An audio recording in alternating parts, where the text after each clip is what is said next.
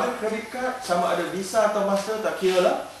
Kalaulah kredit card itu dikeluarkan oleh mana-mana bank konvensional ataupun financial institution konvensional, mereka keluarkan secara riba.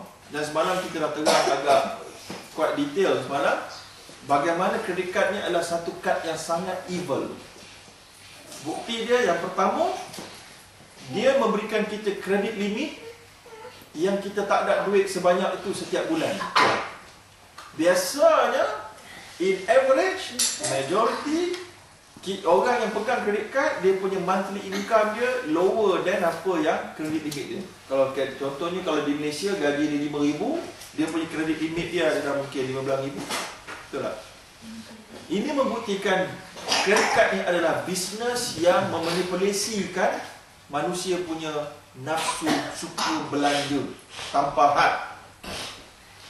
Ya, manusia memang suka belanja. Manusia memang suka berhutang. Sebagaimana saya pernah cuba dipanggil untuk membantu mengislamkan satu koperasi. Koperasi pun kena masuk Islam kan? So nak kena sunat dengan dia, khatan kan? So, bincang dengan pemilik koperasi itu macam mana? Apa nama tu, bukan statistik, trend koperasinya khas untuk orang Melayu Islam. Macam mana trend orang Melayu Islam meminjam ke koperasi ni sebelum kita nak Islamkan?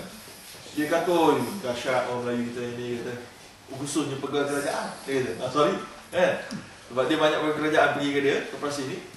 So dia kata, dapat saja kenaikan gaji sikit, buat pinjaman baru. Pinjaman lama belum habis ni. Dapat ada sikit je bonus, buat pinjaman lagi untuk tambah, untuk beli something. Hutang tanpa menyelesaikan hutang yang lama. Itu tabiat kebanyakan manusia. Suka berbelanja, sukar mengulang. Sebab tu kita orang nak minta hutang, merayu semua dahsyat. Tapi lepas tu kita nak minta dia pulang, kita pula merayu segala dahsyat. Sebab dia tak mau pulang-pulang. Banyak saja alasan. Ada duit pun tak mau pulang. Okey? So, jadi inilah kredit card. Bisnes dia bagi kita kredit limit mewakili dia beri pinjam. Sebab kita tak ada duit dalam akaun dia. Kita tak perlu buka apa-apa akaun daripada pengeluar kad. Contohnya pengeluar itu bank A. Kita tak perlu ada akaun di bank A untuk boleh kita buka. Kita boleh terus hantar kita punya application, slip gaji kita. Dia tengok semua okey, dia tengok kita rasa kita mampu untuk bayar dia punya hutang dengan interest. Dia akan bagi kita kredit limit 15,000. Kita pergilah ke mana-mana kedai, pergilah mana-mana emporium sebagainya, supermarket sebagainya. Kita boleh beli apa saja. Kita bayar dengan cara just like. Siapa yang tolong bayar? Pengeluar kad lah. Oh bagus pengeluar kad tu. Tolong bayar untuk kita. Tak, dia tak tolong bayar for free. Dia tolong bayar, kita kena bayar kat dia balik. Dan kita kena bayar kat dia balik, dan dia tak suruh kita bayar secara penuh setiap bulan. Dia sengaja suruh kita bayar 1% saja, 2% dia setiap bulan. Yang lain-lain tu tanggung, betul apa? Nampak tak? Dia sengaja suruh kita bayar lambat. Itulah dia backbone of the credit card business. Dia sentiasa menyuruh kita untuk bayar lambat supaya dia berpeluang untuk impose additional charges daripada accumulated amount. Itulah dia credit card. Okey? So jadi credit card hari ini bukan saja itu, kalau kita lambat nak bayar kena penalty. Satu kena interest dia 10% ke atas. Kalau di Malaysia dia ada limit dia, tak salah saya 17.5. Banyak tu 17.5. Tuan-tuan tahu tak macam mana dikira 17.5? Kalau macam kereta ada pinjaman, rumah dia ada pinjaman 17.5, ataupun kalau rumah perlu buat pinjaman konvensional, katalah 6%. Pernah dengar tak istilah reducing balance, monthly rest, daily rest, flat rate? Semua ni tuan-tuan cara kiraan yang berbeza. Okay, flat rate tu yang paling mahal sekali lah. Mudahnya bahasa layman dia, flat rate tu adalah 5% interest daripada kita punya total loan amount. Setiap bulan kita pinjam 100,000, 5% daripada 100,000 setiap bulan kita kena bayar 5% 100,000. Bukan one off tau. Yang kata 5% 100,000 maknanya 5% kali 100,000 dapat X amount. Oi, murah ah. Dia setiap bulan dia kira tu. 5% 100,000, 5% 100,000, 5% 100,000, 5% 100,000. Dapatlah amount ni. Itu kalau kereta. Kalau rumah, dia kira 5% daripada reducing balance. Kurang sikit. Maknanya total amount pinjam 100,000. Sebab ni bincang kewangan betul ni memang dia kena ada whiteboard. Macam semalam kita kena ada whiteboard, ada screen kan. Jadi tak apalah, orang pandai bagi sini boleh kira dalam kepala orang kan. Ya, dia total amount 100,000.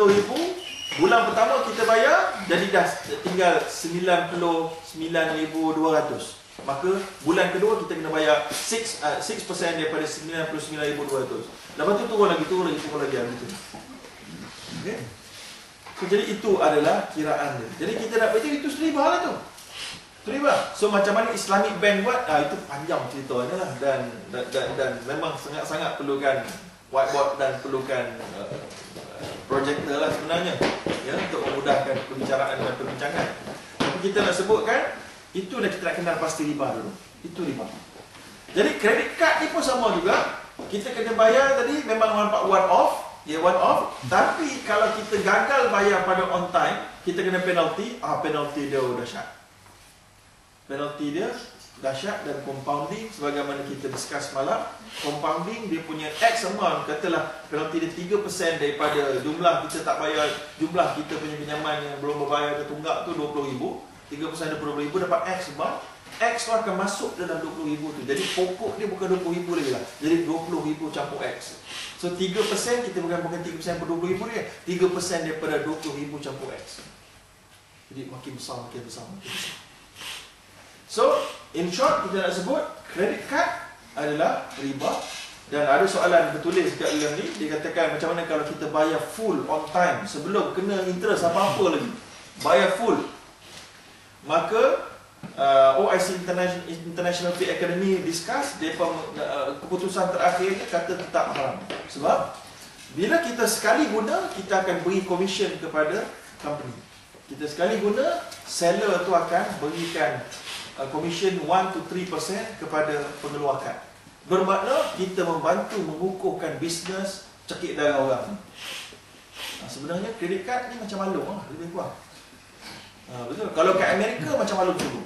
Saya tengok satu dokumentari. Di Amerika kalau orang lambat bayar, dia hantar gangster.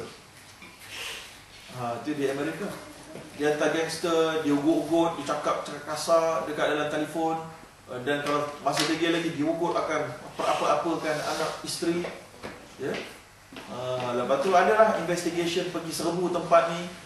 Siapa yang ugut ni, rupanya dapat arahan daripada company pengeluar kredit kad ni.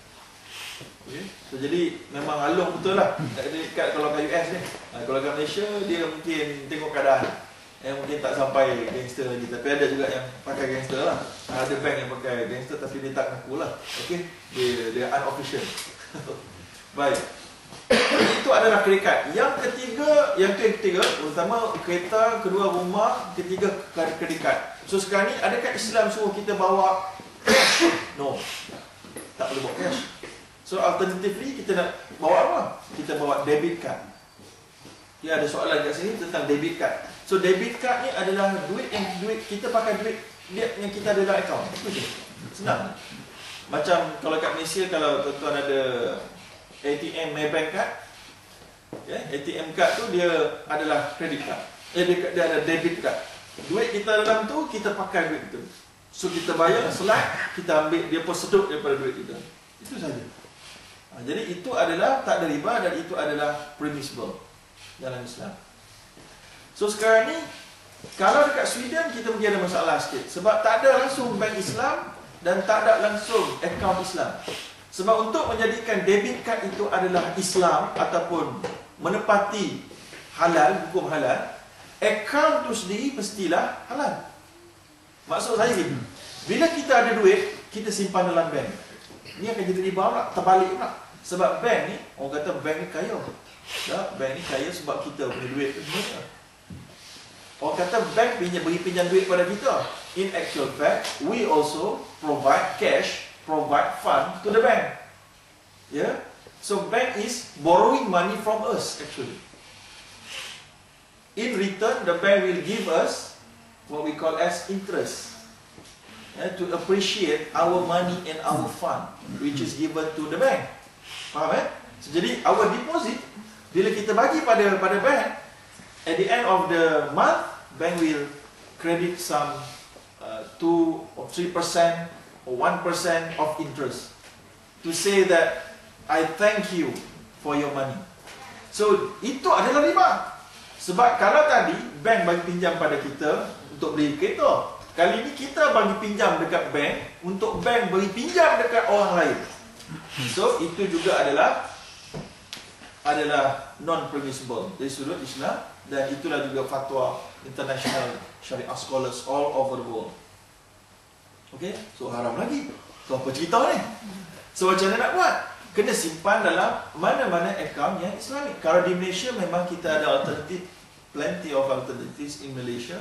In UK also we have Islamic account with contohnya HSBC Amanah, Lloyds, TSB Islamic account, Islamic Bank of Britain.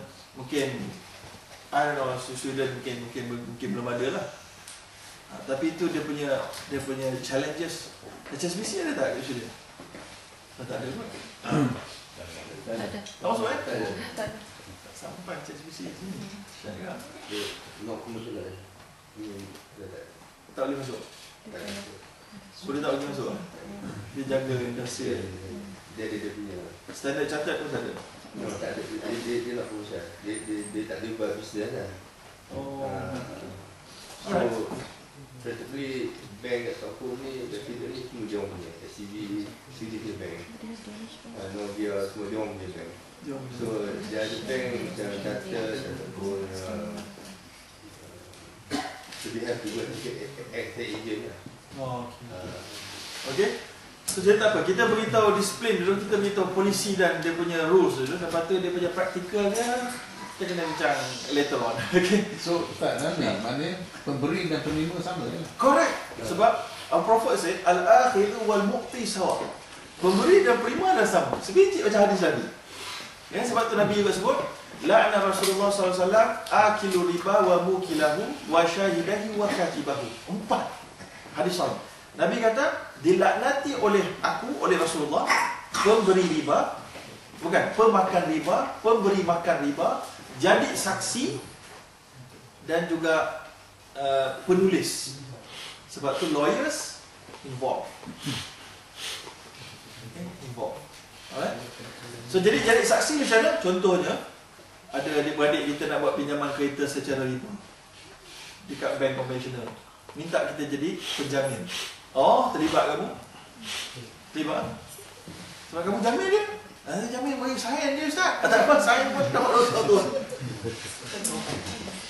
Betul tak? Sebab itu kita sangat perlukan Islamic Bank. Dan Alhamdulillah Malaysia nampaknya agak proaktif. Walaupun memang betul lah Datuk cakap tadi, memang ada something yang agak slow sikit lah. Sepatutnya kena cepat lagi dia punya pindaan, dia punya tax legislation impediment dengan legal tu. Patutnya kena lebih cepat supaya lebih meriah. Tapi masih lambat lagi. Tapi boleh lah, commendable, masih commendable as compared to Indonesia for example. Okay. Indonesia lagi lambat. Commendable lah. Jadi tapi kita nak cerita sekarang ni, Alhamdulillah Malaysia kita ada. So tuan-tuan duduk sini sementara je kan, sementara kan. Ada juga yang dah jadi warga sini tu, PR tu masih. Tapi kalau kita pakai kad yang ada visa dan Mastercard, boleh pakai sini kan? Boleh. So tak ada apa-apa excuse. Sebab kita boleh buka kad itu mungkin di Malaysia, kita guna di sini masih lagi acceptable. Mungkin kita kata kalau Ustaz mahal sikit, dia ada tukar-tukar. Dah cakap awal-awal tadi kan, kalkulator mahal jangan menjadi penghalang. Ini adalah kerana kita punya alam barzah yang akan kita hidup berapa ribu juta tahun ni. Tiba-tiba kerana ribu juta tahun tu kita sanggup gadaikan kerana nak selamat 20 tahun. Yalah, nanti kita semua ni yang buat PhD ni balik siap PhD dah umur berapa dah? Masa tu lah baru nak naik gaji sampai grade berapa? 52, 48. Baru dah terhege-hege nak beli kereta besar sikit, tengok dah mati. Betul tak? Dah dapat Muhammadiyah sikit, tengok mati dah. Tak dah nak bawa kereta sampai jauh-jauh sikit, mati dah. Tapi itu yang kita jaga sangat kan? Itu kan yang sangat valuable sampai kita sanggup gadaikan kita punya alam barzah tadi ni. Ini dia punya main point dia. Tapi dia punya main